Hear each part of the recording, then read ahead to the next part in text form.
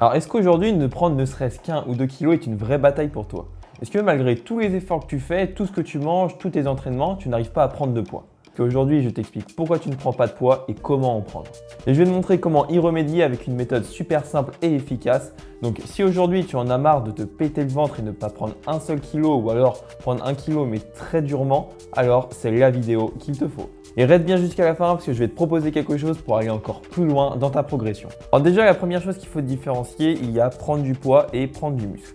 Dans la vidéo d'aujourd'hui, on va seulement voir tout ce qui est lié à l'alimentation. Donc il faut faire attention parce que quand on parle que de l'alimentation, donc certes tu peux prendre que du poids, mais si à côté tu gères mal ton entraînement, tu vas aussi prendre du gras. Donc l'objectif n'est pas que de prendre du poids, mais aussi de prendre du muscle. Donc ça, c'est la partie entraînement et tu peux retrouver mes vidéos sur ce sujet juste ici.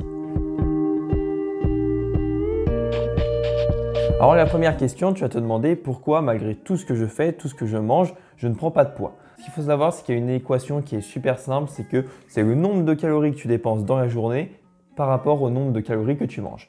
Si le nombre de calories que tu manges est inférieur au nombre que tu dépenses, eh ben, tu vas perdre du poids.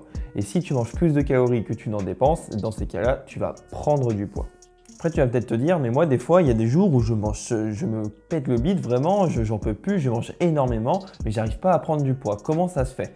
Alors, peut-être qu'il y a des jours où oui, tu es en surplus calorique, c'est-à-dire que tu manges plus de calories que ton corps n'en dépense. Ça se trouve, il y a des jours où tu manges un petit peu plus, parce que comme la veille, tu as mangé énormément, bah, le lendemain, c'est un petit peu dur de manger autant. Ce qui fait qu'un jour, tu es en surplus, un jour, tu es en déficit calorique, c'est-à-dire que tu manges moins de calories que ton corps n'en dépense. Donc, au final, dans une semaine, tu es comme si tu n'avais pas fait de déficit, de surplus calorique, comme si tu t'étais stabilisé. Donc, c'est l'une des grandes raisons pour laquelle tu ne prends pas de poids.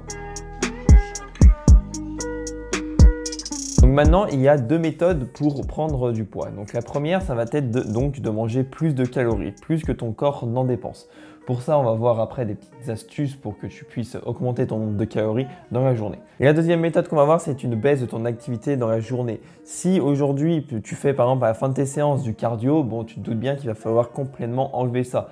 Si par exemple, tu vas au travail à vélo, ça c'est 30 minutes de vélo, idéalement, ce serait bien d'aller en voiture. Bon après, si tu aimes aller à vélo ou des choses comme ça, tu vas pas non plus te forcer, changer tes habitudes d'un coup ou même les changer. Mais ce qu'il faut comprendre, c'est que là où tu peux essayer de diminuer ton activité qui dépense des calories, essayer de les diminuer au maximum.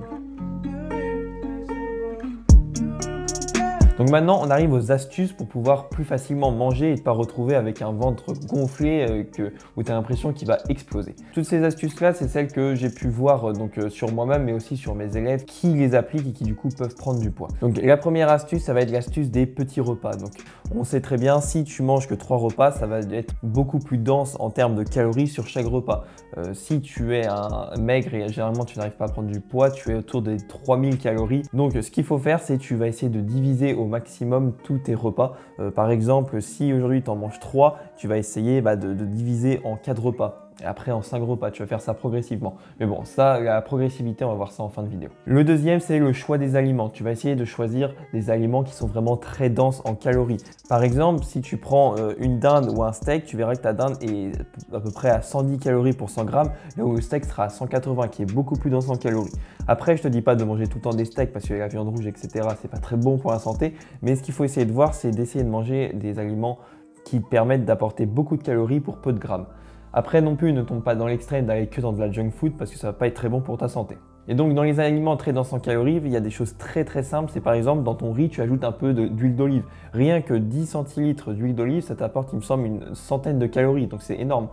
Tu peux aussi rajouter en collation tout ce qui est des cacahuètes, des amandes qui t'apportent énormément de calories. Il me semble que c'est entre 500 et 600 pour 100 grammes. Donc c'est très rapide de manger une cinquantaine de grammes. Et après, on a aussi tout ce qui est liquide. Les calories qui sont liquides sont plus faciles à ingérer que les calories solides. Et donc, ça m'amène aux gainers qui sont en fait des mélanges où tu mets par exemple du lait, de l'avoine, des bananes, enfin, tu mets de la protéine, tu mets tout un tas de choses, tu mixes et au final, ça donne quelque chose de liquide et c'est beaucoup plus simple à avaler que quelque chose de solide et ça t'apporte énormément de calories. Après, il faut faire attention entre les gainers qui sont faits maison et ceux qui ne sont pas faits maison. Parce que ceux qui ne sont pas faits maison, on peut vite arriver avec un haut taux de sucre et avec des aliments qui ne sont pas forcément bons pour la santé à l'intérieur. Donc il faut faire attention à ça.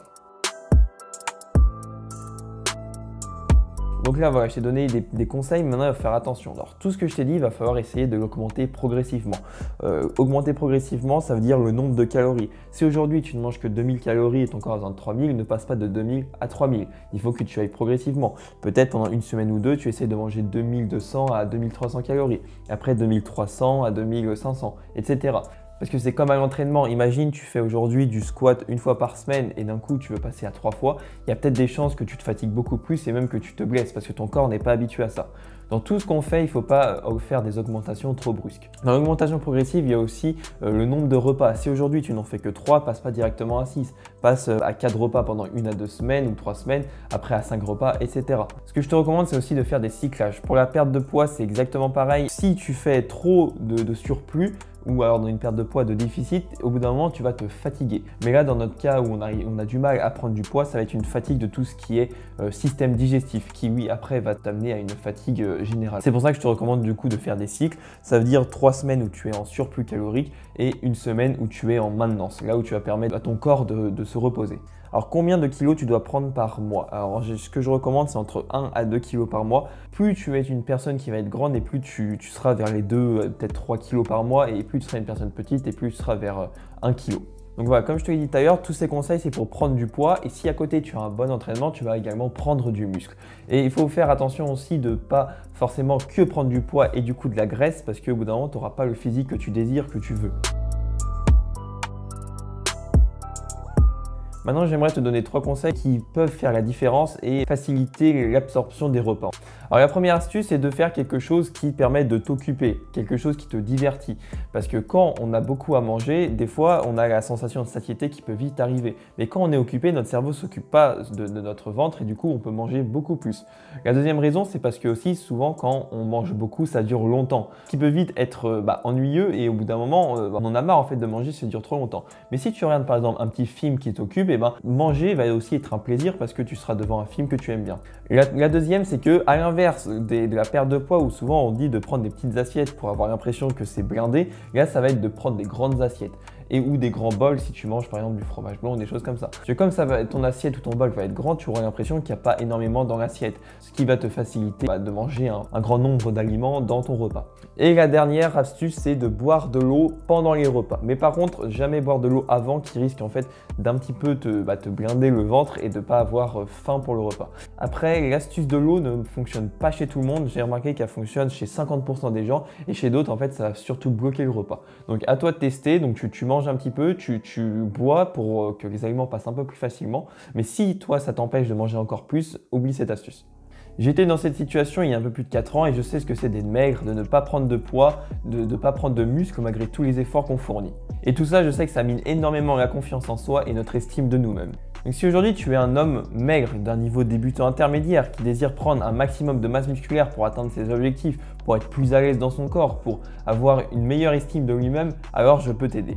Ce que je te propose, c'est un appel coaching avec moi dans lequel on va discuter de tes objectifs, de ta situation, de voir ce qui te bloque et les méthodes que l'on peut mettre en place pour avoir dès demain le physique qui te plaît. Alors pour ça, c'est ultra simple, tu as juste à cliquer dans le premier lien dans la description et c'est tout bon. Si tu as aimé la vidéo, mets un petit like, abonne-toi et moi je te dis à la prochaine.